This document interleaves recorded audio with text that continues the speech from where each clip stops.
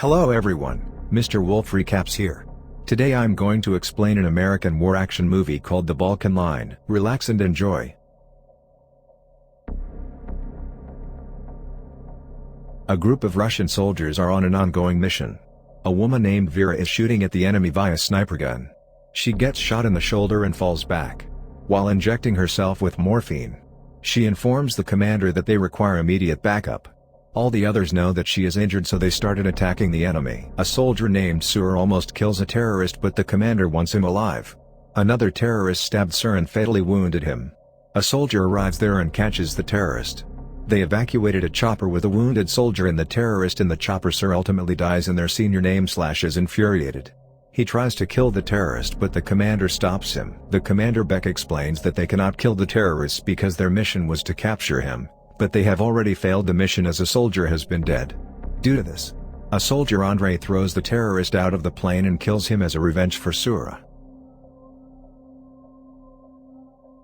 When they return to Russia, the government excludes them from the Russian army for this utter failure. Not only are they being excluded, but they also won't be accepted anywhere else as a punishment. Time passes by and in 1995, Bosnia gets freed, but this freedom doesn't last long because in 1998, there was another attack. The NATO army delivered the heaviest strike. In the middle of all the chaos we see a woman in labor. His husband takes her to a hospital and they meet a kind of nurse named Yasna. He was walking away from the hospital when suddenly a giant explosion occurred. He runs inside only to find the dead body of his loving wife, but luckily she has already given birth. More bombs are on their way. So Yasna takes the baby and flees. As she runs away with the infant, the building starts to fall behind her. She makes it out alive, but the whole hospital gets destroyed.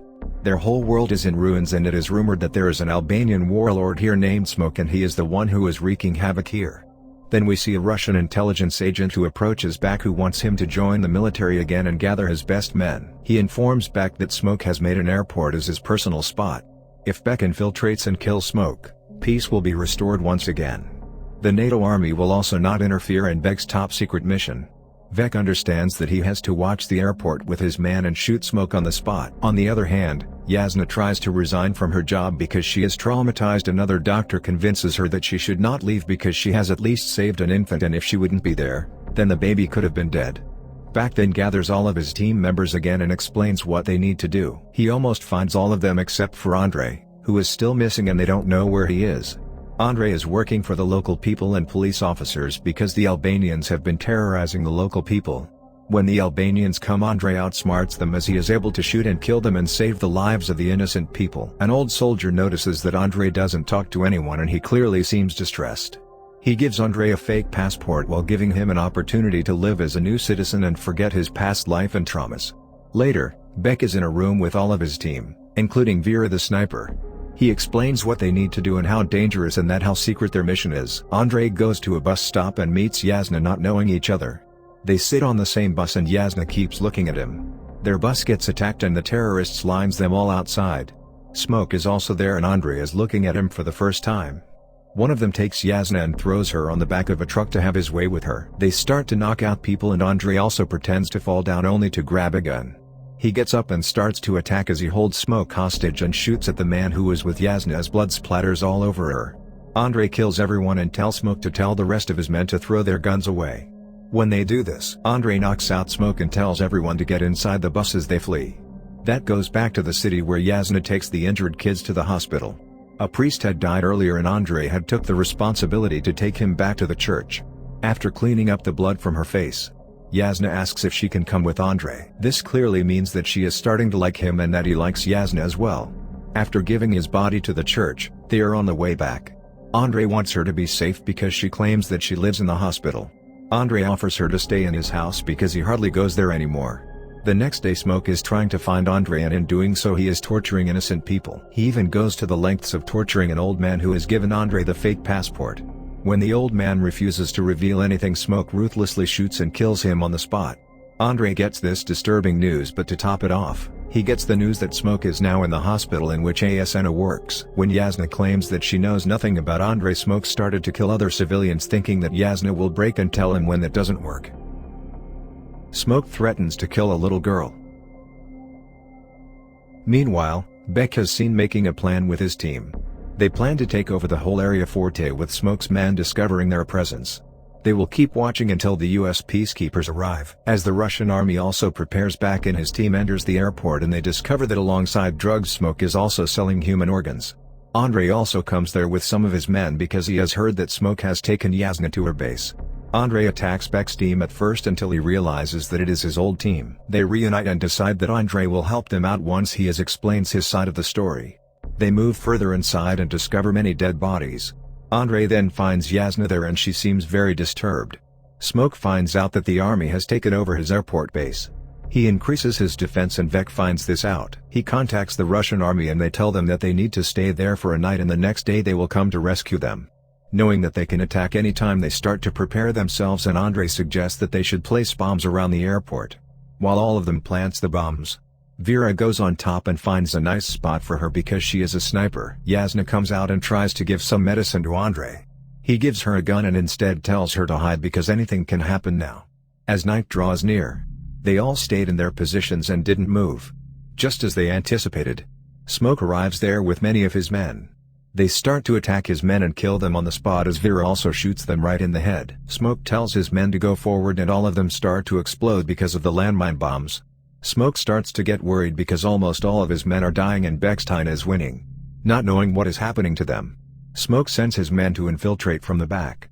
While they violently kill Smuk's men from the front, they gets attacked from the back. Smuk's team takes a hit and they get badly injured. When Smuk's men reach the gate, it explodes because they had put explosives there as well and Smooth Quarters is meant to not go any further. Since they can't go any further, they start to shoot artillery missiles at them and more of their people start to die. Many of them either die or gets fatally wounded. While Vera looks through her sniper, a missile comes right at her and she barely survived the explosion. They also get the news that the agent who sent them here has gotten suspended, so there is a strong chance that no one will come to rescue them.